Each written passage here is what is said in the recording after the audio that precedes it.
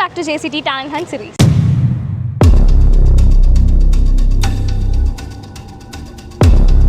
தமிழுக்கும் அமுதஞ்சு பேர் அந்த தமிழென்ப தமிழங்கள் உயிருக்கு நேர். யாம் அறிந்த மொழிகளிலேயே தமிழ் மொழி போல் இனிதாக எங்கும் காணலாம்.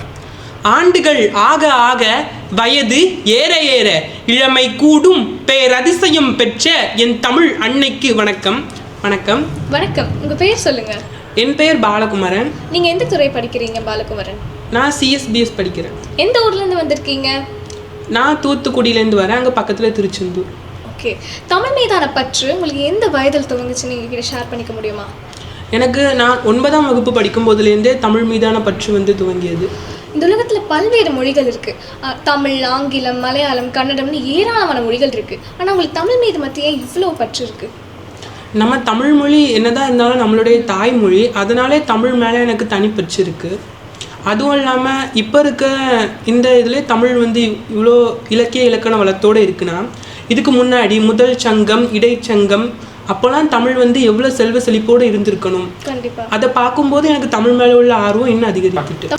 உங்களோட இந்த மொழிப்பற்று வளர காரணமாக ஒரு முன்னுதாரணமாக இருந்தவங்களாம் நீங்கள் யார் சொல்லுவீங்க? என்னோட தமிழ் ஆசிரியையான ஜெயலட்சுமி அவங்கள தான் சொல்லுவேன். ஓகே. அவங்க தமிழ் பற்றி பாடம் நடத்தும் போதும் சரி, இல்லை மித்த விஷயங்கள்லையும் சரி, தமிழ் பற்றி நிறைய சொல்லியிருக்காங்க. நம்ம தமிழோட பெருமை, நம்ம முன்னோர்கள் எப்படிலாம் இருந்தாங்க, சங்க இலக்கியம், சங்க காலத்தில் உள்ளது, சங்கம் மருவிய காலம், இந்த மாதிரிலாம் நிறைய இலக்கிய இலக்கணங்கள் பற்றி எங்களுக்கு சொல்லியிருக்காங்க. ஓகே. உங்களோட இன்ஸ்பிரேஷன் நீங்கள் யார் நினைக்கிறீங்க? தமிழ் பேச்சில் என்னோடய இன்ஸ்பிரேஷன் பர்வீன் சுல்தானா அவங்க தான். அவங்க பேசும்போது அவங்க பேசுகிற விதமே எனக்கு ரொம்ப பிடிக்கும். ஓகே. இந்த ஜென்ரேஷனில் நிறைய பேர் தமிழை பற்றியோ தமிழோட வளமைகளை பற்றியோ தெரிஞ்சுக்கிறது இல்லை. அவங்களுக்கெல்லாம் நீங்கள் என்ன சொல்ல நினைக்கிறீங்க?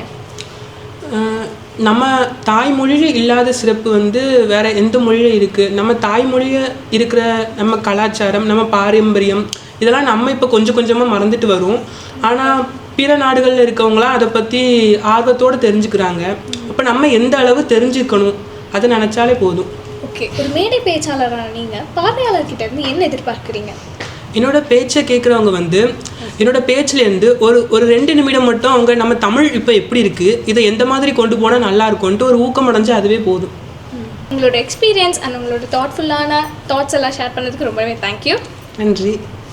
இந்த வீடியோ உங்களுக்கு பிடிச்சிருந்தா லைக் பண்ணுங்கள், ஷேர் பண்ணுங்கள், சப்ஸ்கிரைப் பண்ணுங்கள்.